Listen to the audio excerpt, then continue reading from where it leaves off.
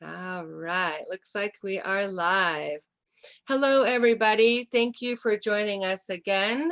I'm Rhonda Walker with Our Revolution Washington Berniecrats Coalition, and I'm joined by Courtney Love. And we are interviewing Doug McKinley. He is running for Congress here in Washington State in a CD4.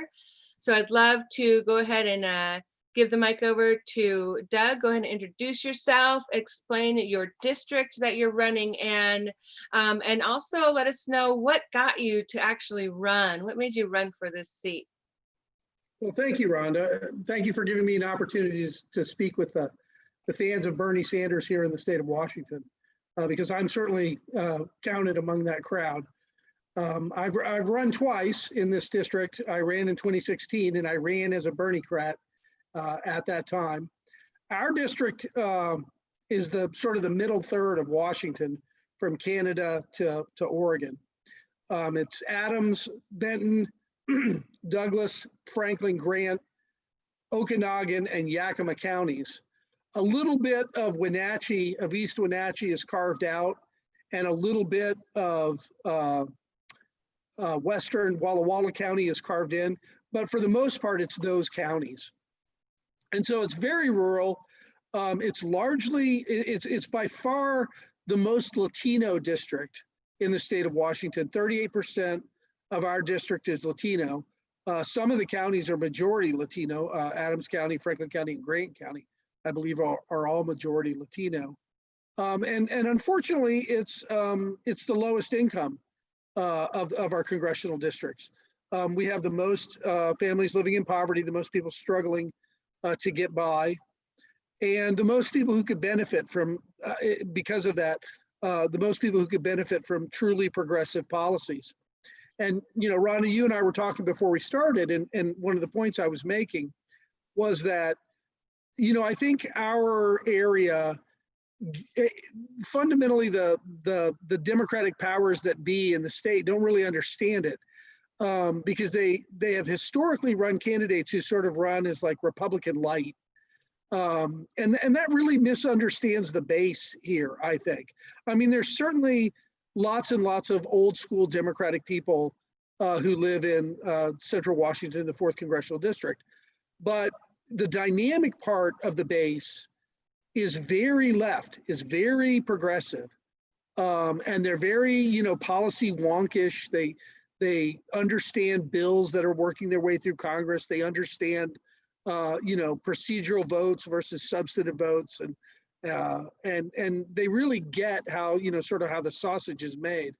And I've been involved in politics, as I was telling you before. I've been involved in politics since I was a teenager, and I always think people have sort of misplayed this district in that, if you run as a Republican light, you're really not going to get any Republican votes because, they can vote for the real thing. What you need to do is run right at that progressive core and give them a reason to get excited about your candidacy by, sort of saying how you're going to fight for them and how you're going to try and, make their lives meaningfully better and improve their, quality of life and, give them the American dream that they were promised. As children. And so that's what our campaign's all about. Our motto has been people first.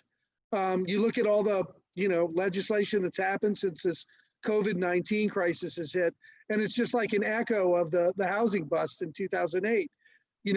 Billions, trillions of dollars for huge companies and rich people and relative crumbs for, everybody else. And, what I've been advocating is sort of a bottom-up recovery where we fund people directly and, businesses will get by just fine. If people have money to spend at businesses, they'll spend it. And those businesses will make good profits and everything will take care of itself. And so our motto has been people first. And that's what we really mean by that. We mean by, targeting the government and government programs at making meaningful improvements in people's lives and putting their interests ahead of institutions and businesses. Excellent. Thank you so much for that. One big thing that we are about here with our group is really anti-corruption and election reform, and kind of, of course, Citizens United is a big piece of what we want to get, get back in check. So one thing we look at is donations and where they come from. What is your plan? How are you fundraising, and do you have any plans on taking any super PAC money, or what types of PAC money might you be open to? Well, let me contrast myself with my opponent, because I think this is really a good place to differentiate the two of us. All of my money has come in from small dollar donors. And if you took the amount that I've raised so far in this campaign and you spread it nationwide, I'd be sitting on a $17 million bankroll. And, Rhonda, you and I were talking about when Bernie ran in 2016, one of the big successes that campaign had was that never before had a progressive sort of far left candidate been so successful with small dollar fundraising. And it forced everyone in the Democratic Party and in the national media to pay attention to Bernie, because it gave him staying power. He had that huge war chest that was built, out of my credit card, $17 at a time, right? And millions of people just like us. And it worked, it really changed politics in America. So, that's my model. It's all been small dollar fundraisers. And, what I would say to the Bernie-crats across Washington is, don't be afraid to donate in the fourth CD. Don't be afraid to help me raise money. If you got $20, I'll take it. $20 goes a long way out here. We have a very cheap media market. That's nice to know. So yeah, oh yeah, it really does. So now let me talk about my opponent for a minute. Please do. Dan Newhouse has funded. Well, first off, Dan is political dynasty. His father was a state senator back in the 70s, and his family has been fighting, the Latino community, and he went to war against Cesar Chavez and the United Farm Workers back in the 70s. And it's very simple, rationale. It's he owns a big farm, he wants his labor costs cheap, yeah, right? And Newhouse has basically continued that fight throughout his career. But if you go into Olympia and you go to the Senate office building, it's named the Irv Newhouse building. And that's what it says in big letters. So Dan really is, political royalty in the state of Washington, and he behaves like it. He raises, hundreds of thousands of dollars through PAC contributions. And it's, let's talk about what's happened over the last couple of years. Dan married, his wife died, which was unfortunate, and I don't want to say anything bad about that. But then he married a lobbyist, right? A lobbyist who works primarily on agricultural issues. So what's going on right now is people are paying Dan's wife to lobby him to vote in their interests, right? Oh yeah, that sounds a nice little arrangement the Newhouse family has going there, right? Just, you want my vote, you want, that bill to go through, just write a check to my wife. No disclosure necessary, no limit on the amount, and it doesn't go to his campaign, it goes right into his bank account. Not that he needs it. He inherited multi-millions of dollars. He's born with the silver spoon in his mouth, as it were. The other thing that's been going on is, of course, Congress has been voting for billions of dollars of relief for the pandemic, and huge amounts of that money have been going to farmers like Dan.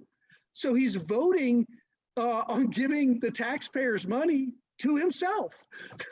And of course, all of that is, completely hidden. We don't get to see, who the recipients are. Steve Mnuchin at Treasury has, fought to keep all of that hidden.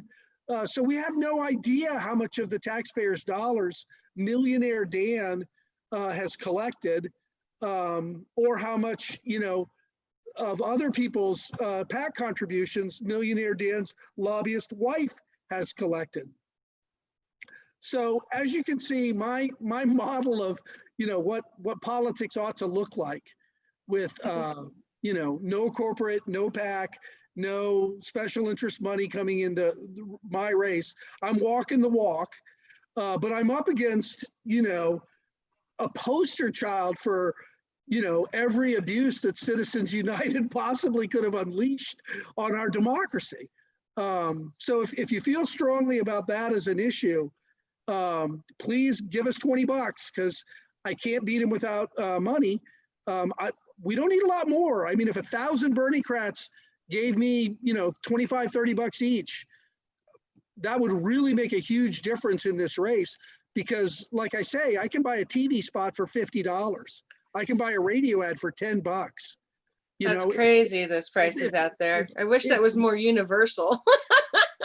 If the Bernie-crats in this state got behind this race with small dollar fundraising, it would do the same thing that Bernie's race in 2016 did. It would rewire Washington politics. Ah, beautiful. Thank you.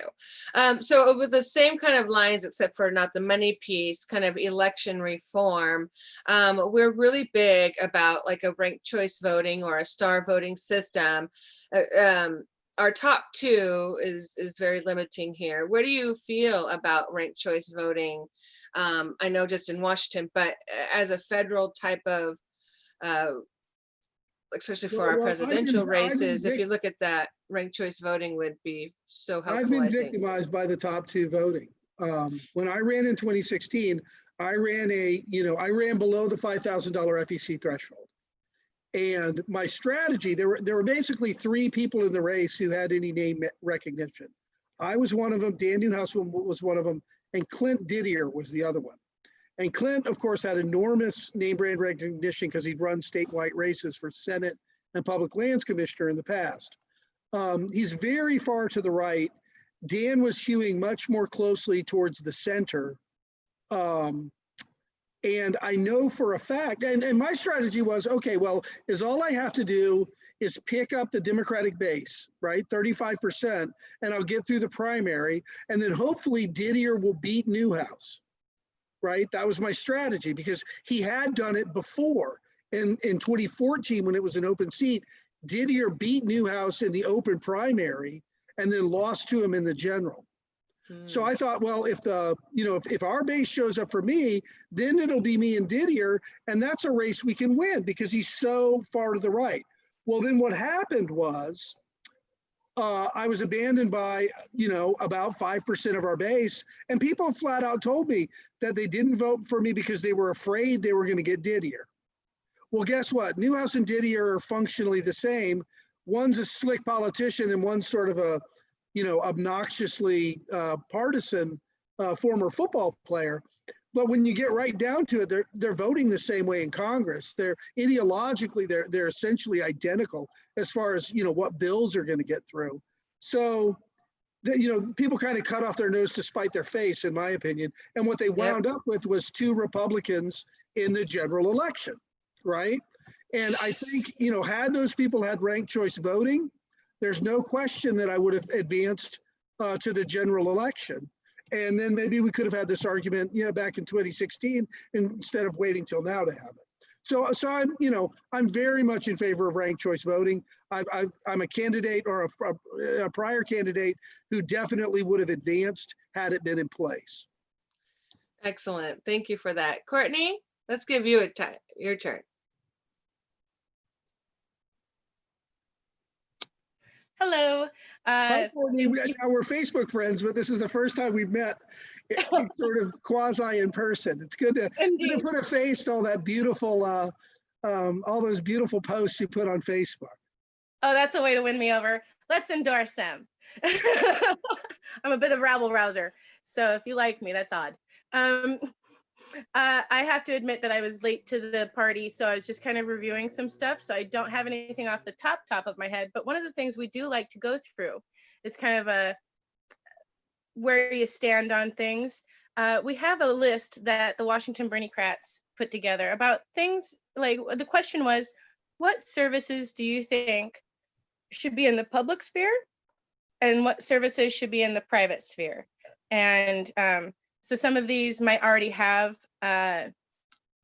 both, like schools, or like banks, they don't have a public option. So just, each one is kind of but it's a maybe 15 to 20 things, and we can go, public, private, combo, whatever. We can come back to something. You can interject and say something if you're compelled to, but I'm just going to pursue the list and you interject as you can.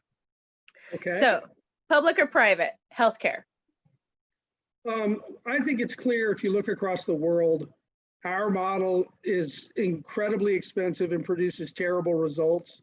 And all of our competitors, every Western democracy has a public system, gets much better results at a much lower cost. I'm a pragmatic guy, really, at the end of the day. That's why I think I embrace the liberal, progressive politics that I do. It's not, ideological for me. It's because they work. Where would you rather have your healthcare, Canada or the United States? It's not even close. The Canadians are so much more satisfied with their healthcare than people in the United States. So I would say that's definitely public. Now, that said, there are countries like Switzerland that allow you to buy sort of a supplemental insurance for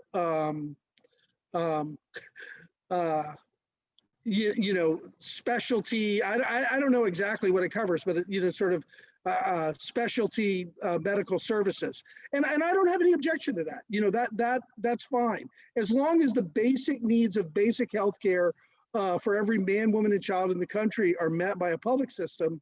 A private sector sitting on top of that, offering additional services, I'm fine with that. Okay. How do you feel about our postal service? The Postal Service is right in the Constitution. I have no desire to change it. I think it's obvious, who does. It's their competitors. The reason the Postal Service is constantly under attack is because UPS and FedEx and the rest of them want that, monopoly, right? That's just money. So how do you feel about prisons, private prisons, public prisons? Private prisons create, first off, I'm involved in the criminal justice system. My day job is indigent public defense.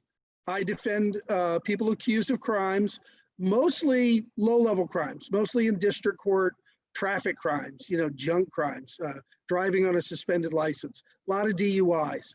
But I also do federal work where, some of it's very serious with, very substantial penalties. So I'm pretty intimate with the criminal justice system. Any institution like a private prison that has a financial interest in having Americans incarcerated, in a system where lobbyist dollars get people elected, to me, it's obviously toxic, right? We don't want to put people in jail. That should be our absolute last result. The only time we should ever do that is to protect the public. That's the only reason. Any other outcome, they're less, any kind of punishment we want to meet on people for breaking laws. There are other ways to do it. The only reason to incarcerate them, in my view, is to protect the public, where someone's, really a danger to the rest of society. And, that's not in the private prison business model. The private prison business model is lock up as many people for as many reasons as humanly possible and pay us by the day, which to me, the results are catastrophic. Look at what mass incarceration has done to the African American community. It's a tragedy. It's on an epic scale. Indeed. Thank you for that. And to be forthright, my mother is incarcerated, and it is for the protection of people. So don't feel bad about that. And then, so back to the list of foster care, public, private funding. You know, I am, my gut instinct is to say public funding.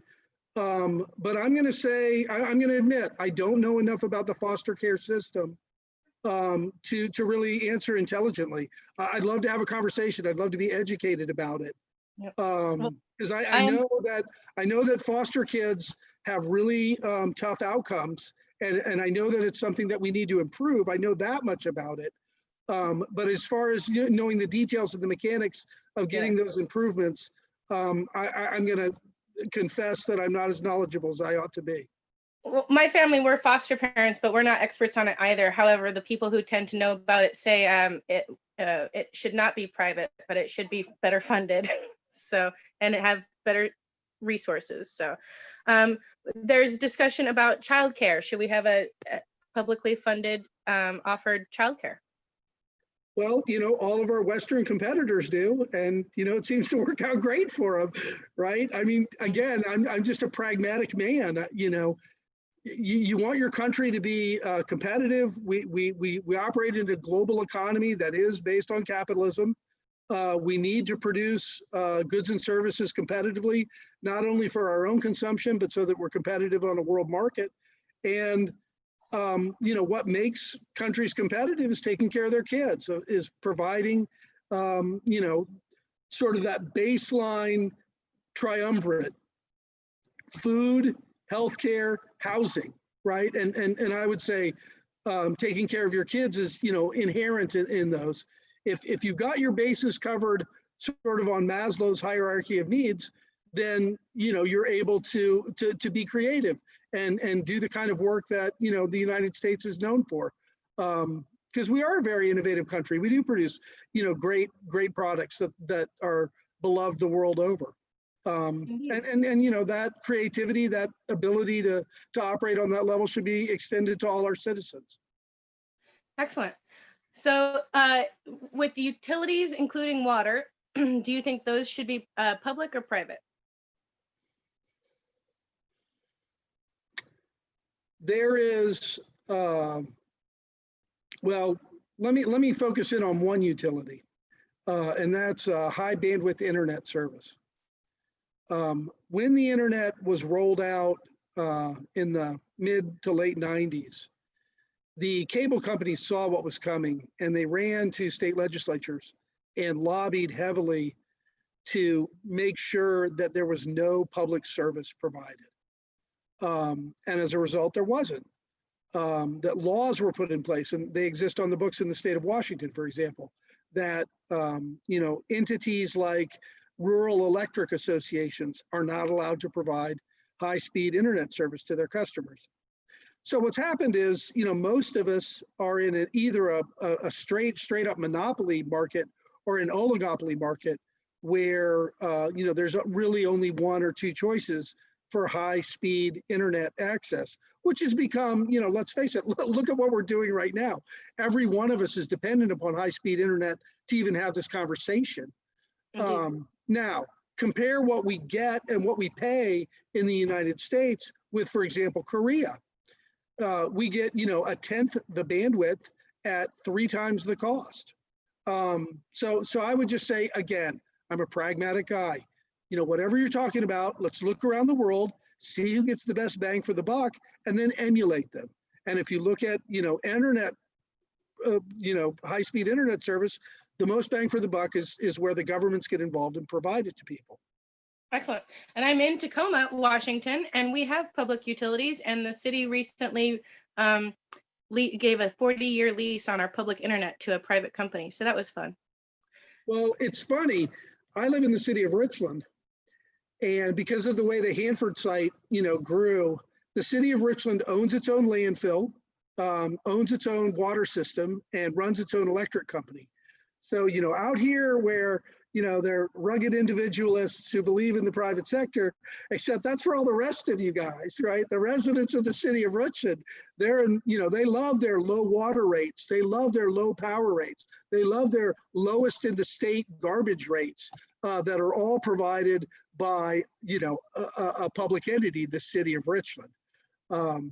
So I say to my friends on the west side, come to Eastern Washington. It's a socialist utopia, the city of Richmond.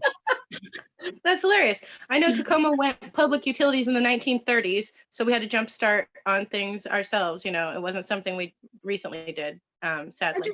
I just reject out of hand this notion that government officials can't do things as well as actors in the private sector. I mean, the government can hire competent people just as easily as a private industry can. What you see, though, is when government runs it, the guy in charge makes a reasonable amount of money and his workers tend to make about union scale. And then when it gets privatized, the guy in charge makes millions and all his workers go to minimum wage, which I think is that is the model that has destroyed our country. Indeed. So we were, I asked about utilities, water, and then you answered with an internet, but that was the next thing on my list. So I'm going to skip it. With public lands and natural resources, are you interested in selling those off? I'm sorry? Are you interested in selling off public lands or natural resources? Seriously? Well, no, sorry, it's the, I don't usually phrase it that way. So I'm sorry, it was a little sass. So it's about, do you want to keep public lands public? And then natural resources are currently privatized. Would, like fossil fuels, copper, that kind of thing, lithium, would you be willing to bring those into the public sphere? Maybe let the people near the land make the decisions about how the land is used and how the waste is going to be managed? Well, I think you have to be careful about letting local people make decisions about, natural resources, because, always the incentive is to exploit them to the maximum and extract as much dollars out of them as you possibly can.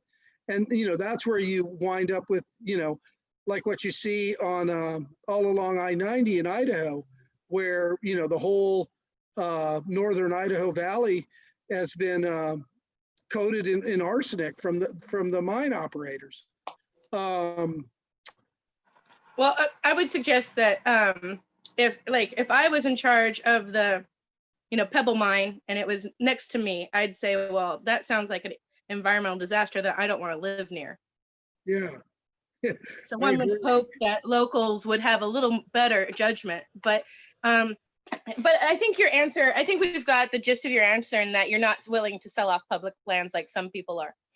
There's kind of a white privilege to that, though, because, I'm a very fortunate person. I'm a middle-class guy, and I'm kind of a freak about nature, right?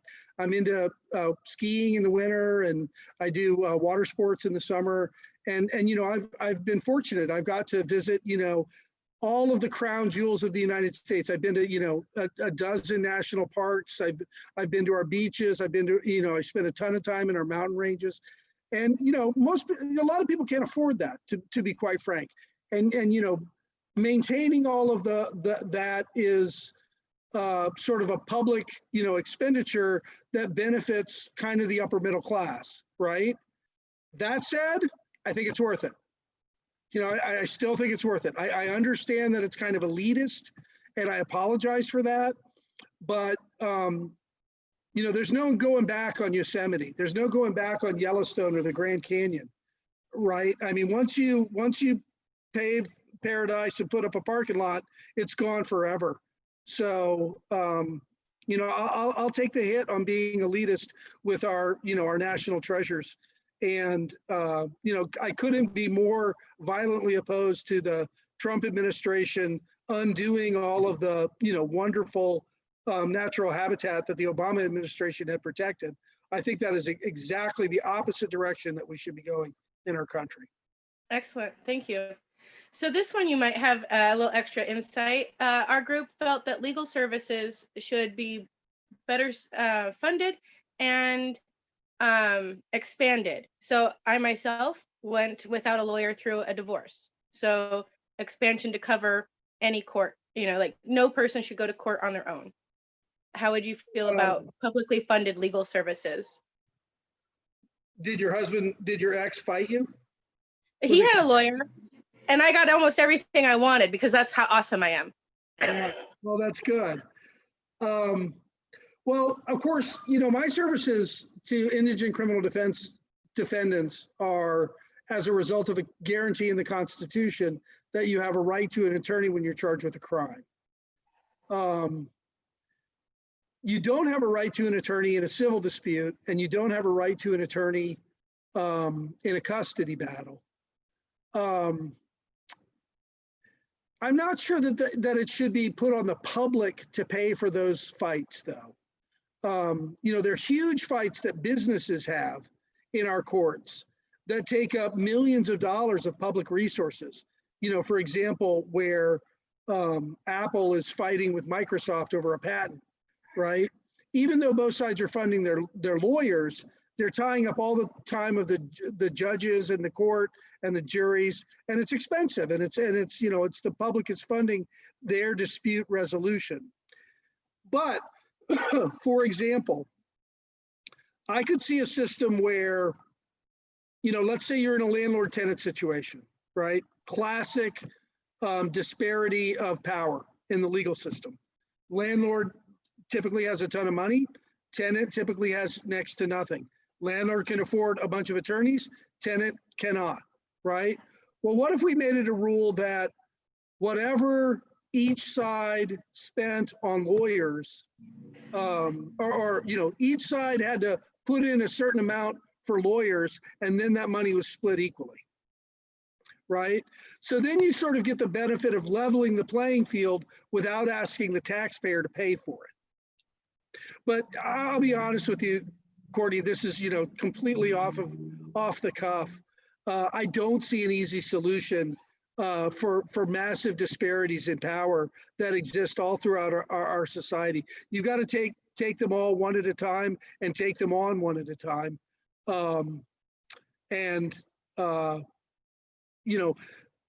What's happened traditionally is they just asked lawyers to do it for free, right? They just asked lawyers to make it a pro bono service. And, I think what we see is, that doesn't really work. Lawyers aren't willing to do enough free work to really provide access to justice. A bigger spot where I think it's, even more crazy is in immigration courts, right? You've got kids here that the Trump administration has separated from their parents, and they're here, as refugees seeking refugee status. And, they're dependent upon volunteer lawyers, and they're like 3-4 years old. That's crazy. So, now that I, sort of work it out in my mind a little bit, yeah, it's obvious that we need more public funding in certain areas. It's just not sustainable without it, I think. Yeah, well, thank you. And this list is meant to get off of the cuff questions. It gets us to know you. It gets us to know where we want to talk more about, maybe to sway you or push you. So it's all intentional. I've skipped a few because I feel like they're non-starters, but housing, I know other people running for Congress who are pressing for national rent control. People are talking about just cause and for cause eviction standards. Bernie has a massive public housing plan. Where are you in the housing? I'm with Bernie. You look at what happened in 2008, right? The banks went in there and they allowed this sort of this criminal loan origination business to flourish, where unsophisticated, heavily minority homeowners who had significant amounts of equity in their homes were induced into taking on, variable rate, balloon type mortgages. And when the whole thing blew up, the United States government came up with trillions of dollars to make the banks whole on their losses. So let's back that up a step and say, well, how could we have done that differently? Well, the banks were owed money on mortgages, and the people who lived in those houses owed those mortgages. So why give the bank $100,000 and let them foreclose on a $100,000 loan? Why not give the $100,000 to the homeowner, let them pay the bank, and then they own the house free and clear, right? My vision for America is 90, I don't know, 100% of people own their own housing, free and clear, right? I think that's an attainable goal. Imagine what this country is like if 100% of our citizens own their housing free and clear, right? The security that provides, right? So yeah, what I think we need to be doing, obviously, we have a homeless problem, a huge homeless problem, particularly in large cities. Every large city on the West Coast, it's a major issue, right? Everywhere you go where you build, tons and tons of new housing, you knock down the homeless population, right? It's just supply and demand. If you build a lot of low-income housing, the prices are going to come down. But I don't think we should rent those places out. I think we should be doing everything in our power to make people homeowners so that monthly payment is going to their equity, not to some landlord, right? Housing should not be a small business. Housing should be how people build their own equity so that they have, let's face it, how secure are you if you have a paid for house in this country? It's the ultimate luxury, right? So, what's the government for? Isn't the government to give us the best life that we could have? Isn't it to raise our quality of life to the highest level it could be? Well, if every one of us had a paid house, I would say the government was succeeding. And, how long does it take to do that? As long as it takes to pay off a mortgage, right? If we really set our mind to it, in 30 years, that could be the norm. It's not an unrealistic goal at all to have, the entire country owning their houses free and clear in 30 years. That's a doable, achievable thing in my view. Well, that's very interesting, and not usually what I'm hearing these days, and I don't hate it. I also don't hate the idea of everybody having public housing, and then I'm just but still having housing security. It's the housing security that we're seeking. I don't need ownership at this point. In fact, I want to call someone and tell them to come and repair it. But but I like it, and I'm excited to hear more about that and see where that goes. I had another question in my head, but it escaped me. Rhonda, I want to throw it back to you, give you another opportunity, see if there are questions from a further field. Well, I think Sherry had her hand up a little bit earlier. Sherry, do you have a question or anything you'd like to ask Doug? Can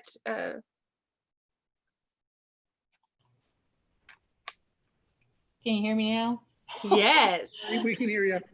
Yeah, my lighting is terrible. My glasses are all shiny. I just wanted to say I'm very disappointed because I think our government has gone further and further and further away from the American citizen. And it's all about corporate. It's all about the big guy getting richer and us paying for it. I mean, I've seen it happen. When they passed NAFTA, I knew what was going to happen with that. All you need to do is watch that movie, The Battle in Seattle. That tells it all. But, over these years, you've seen all of these manufacturing jobs go away. And you see our homeless numbers rising. I think they correlate with each other over time. It doesn't happen overnight, But as you keep going and your telemarketer jobs, there were so many telemarketer jobs in the United States. And then those went over, to other countries, when you get Habib and when you call Amazon or something, those jobs used to belong to Americans. And when our own government sends our jobs overseas, that's kind of frightening. Yeah, Sherry, do you have a question? Yeah, what can we do about that? I'm serious. I see it getting worse, not better. What can we do to bring, okay, here's a question for you. How can we bring decent, attainable jobs back to the United States? Well, here's my view on what happened with outsourcing to China. And it was principally China that created the mass exodus of manufacturing jobs. Some jobs went to Mexico when we signed NAFTA, but what really led to a mass exodus was allowing China into the WTO. The rationale that we were told at the time that they did it was that if we liberalize trade with China, and we allow them to grow their middle class, then that will lead to political reforms where they will become, more democratic, and therefore, that will lead to a safer world. And so that was kind of the trade-off we were promised. What we got instead was an entrenched Chinese authoritarian government that has not come any closer to democracy, and in fact has been very effective at squelching democratic movements within their own country, such as the protests in Beijing in 1989, and now more recently, what was a bastion of liberal democracy, the city of Hong Kong, has essentially been crushed under the Chinese authoritarian government's edicts, and this is happening in real time while we sit here and talk. And the problem that in my mind always existed is, how does a democracy work? What a democracy does is it responds to its voters. And so over the 240-year history of the United States, there's always been this pressure to improve the life of working people. And that created environmental laws where, their air got cleaned up and their waters got cleaned up. It created labor laws where, they were given a 40-hour work week and overtime and benefits.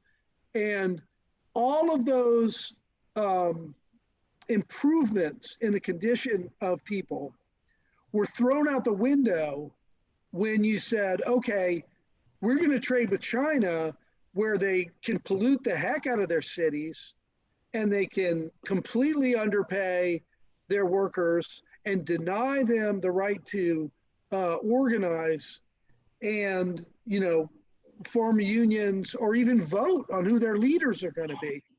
And so in my mind, that was a huge mistake, that the ticket to normalize trading relationships always had to be not the promise that you would someday develop democratic institutions, but the reality that you had already done so. And what we should have done was formed a trading bloc with Western democracies who shared our values of, allowing people political voice to meaningfully improve their lives and to control their governments.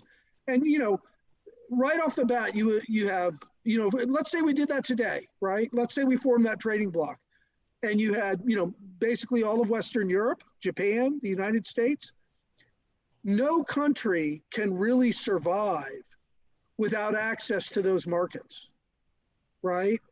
And if the ticket to getting into that market was, well, you have to meet these standards, you can't have sweatshops, you can't spew chemicals into the air, you can't pollute your cities, it would have a radically different effect on the politics of these other players who we're trading with.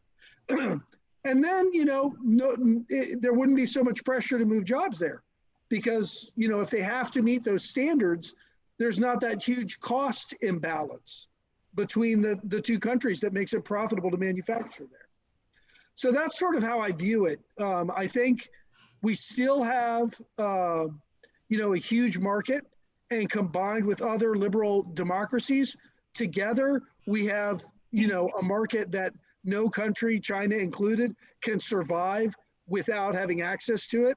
And we ought to, demand that if you want access to our markets, you have got to, fall in line with respect to our values in terms of, workers' rights, democratic rights, and environmental rights. And we were always sort of promised that. It was always like, oh, well, that's in there, those standards are in there, but you can't really enforce them when you're talking to an authoritarian regime. You can't really tell China how much, sulfur dioxide they can put into the air, right? So what I would focus on are the democratic rights, that, if your people don't pick their own leaders, you don't get to play in our playpen, that those are our non-negotiable values, that we are not, we're not willing to live under authoritarian rule, knock wood, right?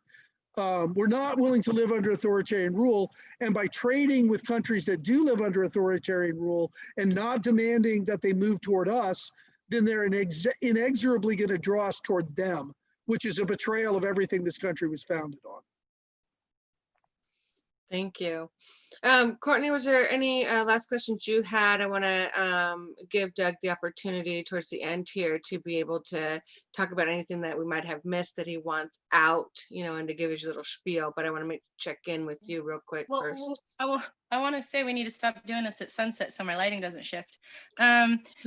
I do want to, I got a little distracted there at the end, but I don't think you touched on the topic, the last topic I would like to bring up. The current racial tensions, the current magnitude of awareness of racial injustices in America are very much in the forefront right now. And there was I think there was a justice for Manny Ellis is a recent death in Tacoma at the hands of the police. George Floyd Act, but then there's also Breathe Act. Are you familiar with either of those? What's your take on the situation? How do you feel about taking funds out of policing or law enforcement in general, regardless of level of it, and reallocating that to services that would decrease crime? Well, first I'll confess ignorance. I'm not familiar with the details of either of the legislation that you mentioned. I think that the overarching problem with police relationships with our communities is that people feel bullied by the police. And the people who feel the most bullied by the police are African Americans, and I think that's for good reason. If you look at any of the statistics, they feel the brunt of sort of this hyper-militarized law enforcement. But I don't think, the wall of moms in Portland is just about the African American community. I think it's more about a pushback against this sort of creeping fascism where, the police are, attacking our citizens. And, it's a really weird dynamic if you think about it, because what are people protesting? They're protesting, police brutality, right? So how do the police, respond to that? By being incredibly brutal, right? By proving the protesters' point. In far too many instances, and everybody's seen the tapes from all across the country where the conflict is being instigated by law enforcement, And it's not just against, you know, African Americans. It's against anybody who has the audacity to say, hey, you work for us. You know, we decide how we want to get policed, not you, right? We decide, you know, what's over the line and what's not over the line. And, you know, the bottom line is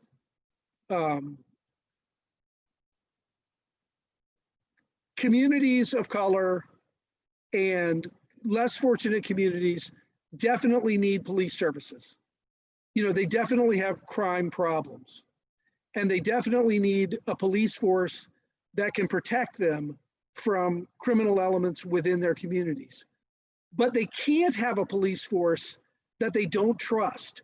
They can't have a police force that, you know, they're afraid of, that they can't walk among. And, you know, I've read articles about police agencies in the United States where they've, you know, completely reconstructed law enforcement. They've drawn people from the communities. They've worked with the communities. They've earned the trust of the communities. And guess what happens when they do that?